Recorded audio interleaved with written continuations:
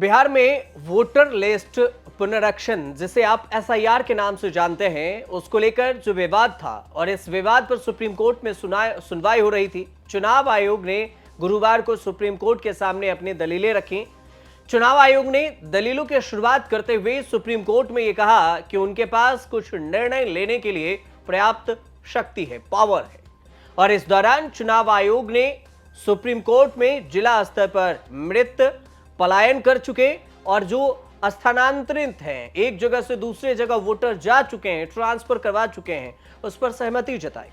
Supreme court ने चुनाव आयोग से 19 अगस्त तक वोटर लिस्ट से हटाए गए 65 लाख वोटर्स की पहचान का खुलासा करने का आदेश दिया है और कहा है कि 22 अगस्त तक इसका अनुपालन किया जाए। हम फिर आपसे 22 अगस्त को रिपोर्ट मांगेंगे। क्या कुछ हुआ है आपको बताते हैं। चुनाव आयोग ने यह भी कहा है कि राजनीतिक नफरत के माहौल में काम करते हुए शायद ही कोई ऐसा निर्णय हो जिस पर विवाद न हो, और हम राजनीतिक दलों के बीच में संघर्ष में फंसे हुए हैं और अगर वे जीतते हैं तो ईवीएम अच्छी है और अगर वे हारते हैं तो ईवीएम खराब। बिहार में एसआईआर पर चुनाव आयोग का कहना हुआ कि एक अनुमान यह कह रही है कि बिहार में करीब 6.5 करोड़ लोगों को एसआईआर के लिए कोई भी डॉक्यूमेंट्स जमा करने की आवश्यकता नहीं है। अब वोटर लिस्ट में नाम हटाए जाने के कारण स्पष्ट रूप से बताए जाएं। सुप्रीम कोर्ट का साफ तौर से कहना है कि मृत, अस्थायी रूप से बिहार से जो बाहर जा चुके हैं प्रवासी, या जिनके पास डबल वोटर लिस्ट है, इन सब लोगों के जो नाम है, जानकारी है, उसको सार्वजनिक किया जाए। सुनवाई के दौरान सुप्रीम कोर्ट का यह भी कहना है कि बूथ स्तर के जो अधिकारी हैं, बीएलओ हैं, हटाए गए वोटर्स के लिस्ट अपने अपने क्षेत्र में सार्वजनिक रूप से प्रदर्शन करें, पब्लिक करें, ताकि जिनके नाम लिस्ट से हटे हैं उन्हें इसकी जानकारी समय पर मिल जाए कि आपके नाम हटा दिए गए हैं।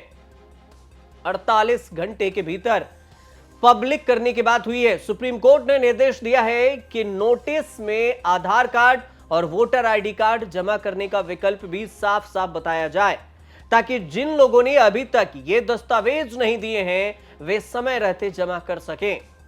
जस्टिस बागशी और जस्टिस सूर्यकांत ने जोर देकर कहा है कि पूरी प्रक्रिया नागरिक हितैषी और आसान होनी चाहिए।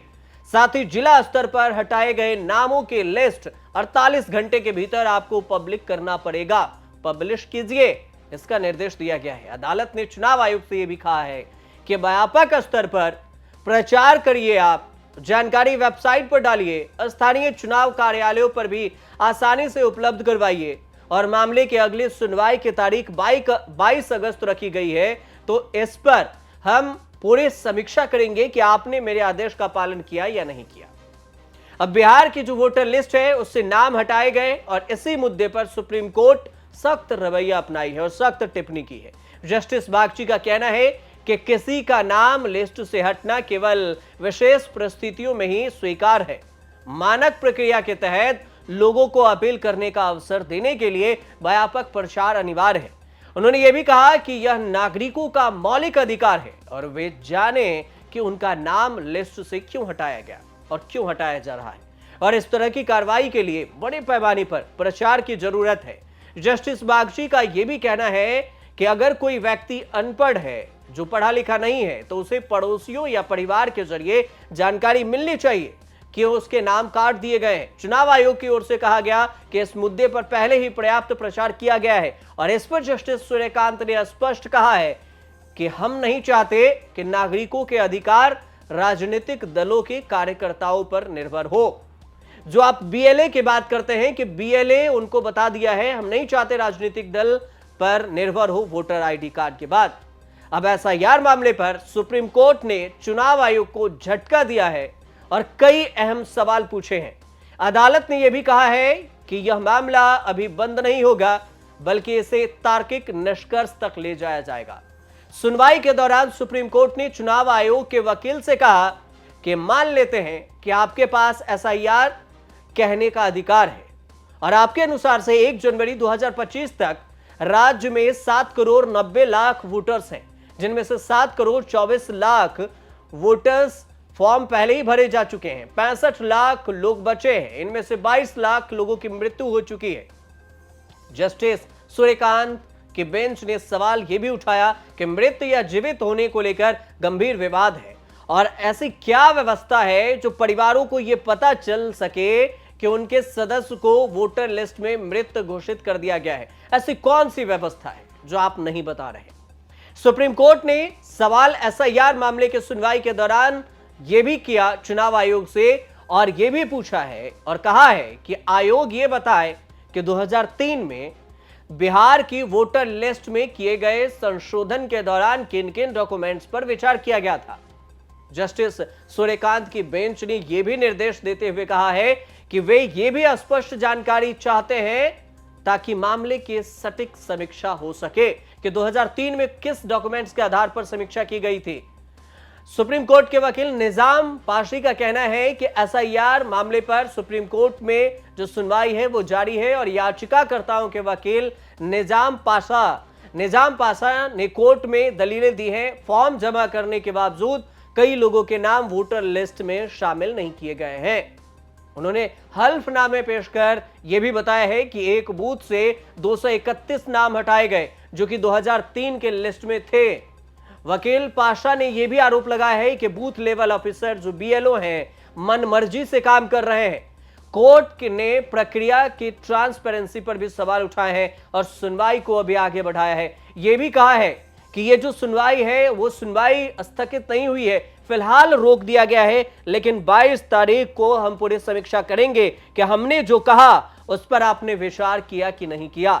सुप्रीम कोर्ट का सीधे तौर से यह एलिगेशन है और आप यह भी समझिए कि इसमें जो बात हुई है उसमें यह कहा गया दो चीजें जो मुख्य बात से कि आपको आधार और वोटर आईडी को भी ऐड ऑन करना पड़ेगा। जिनका नाम कटा है उनके नाम अगर वो जाते हैं तो वोटर आईडी और आधार कार्ड के साथ अगर जमा करते हैं तो आपको लेना पड़ेगा। दूसरी बात कि आधार कार्ड की भी जानकारी ऐड ऑन कीजिए और दूसरी ये भी है कि एसआईआर में जिन लोगों का नाम कटा है 65 लाख लोगों का, उनको आप टीवी, रेडियो, न्यूज़पेपर इन सभी जगह पर पब्लिक कीजिए, इसमें प्रचार करवाइए कि इन लोगों का नाम कट चुका है। और इतना ही नहीं, सोशल मीडिया पर भी आप डालिए। मतलब चुनाव आयोग को कहा गया है कि राज्य स्तरीय और नेशनल स्तर पर भी आप इसे पोस्ट कीजिए सोशल मीडिया पर कि इतने लोगों के नाम कट चुके हैं। वेबसाइट पर भी डालिए, बीएलओ को भी दीजिए और उन्हें बताइए जिनका नाम कट गया है कि आपका नाम वोटर लिस्ट से कट गया है और उसके वजह बताइए। और अगर वो डॉक्यूमेंट्स देते हैं, आधार कार्ड देते हैं, वोटर आईडी देते हैं तो उनका नाम जोड़िए। आप ऐसे यूं ही किसी का नाम नहीं काट सकते हैं। सीधे तौर से चुनाव आयोग को सुप्रीम कोर्ट ने फटकार लगाई है और साथ में निर्देश भी दिया है।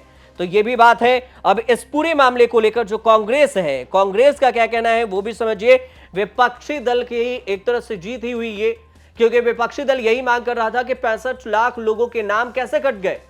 तो ये जो नाम कटे हैं उसके नाम कैसे कटे, इसका लिस्ट दीजिए, डिजिटल लिस्ट। और ये डिजिटल लिस्ट की बात सुप्रीम कोर्ट ने कर दी है। अब कांग्रेस ने जो ट्वीट किया है सोशल मीडिया पर वो समझिए।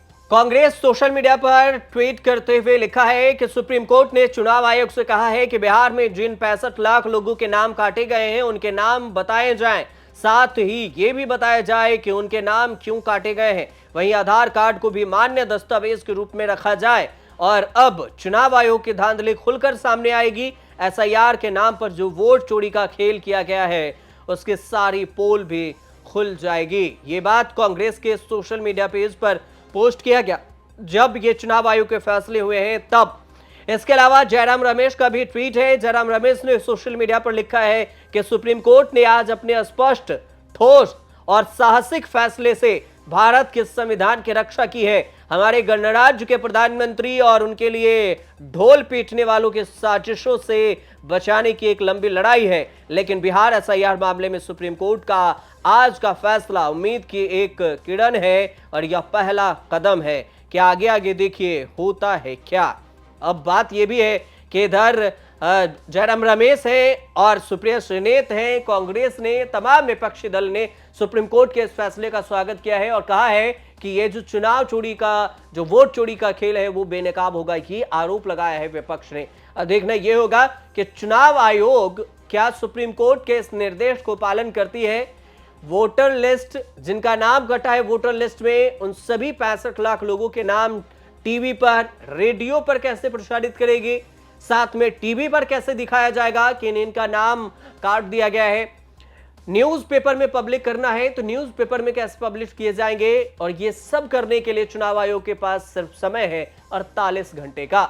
सोशल मीडिया पर भी पोस्ट किया जाना है। कुछ अपडेट आएगा तो हम आपको अपडेट जरूर बताएंगे। फिलहाल ये रिपोर्ट आपको सही लगी हो तो हमारे चैनल से जुड़िए, सब्सक्राइब जरूर कर लीजिएगा, और आपके पास कोई कंफ्यूजन हो या फिर कोई सवाल तो हमें कमेंट जरूर कीजिए और देखते रहिए न्यूज़ तक।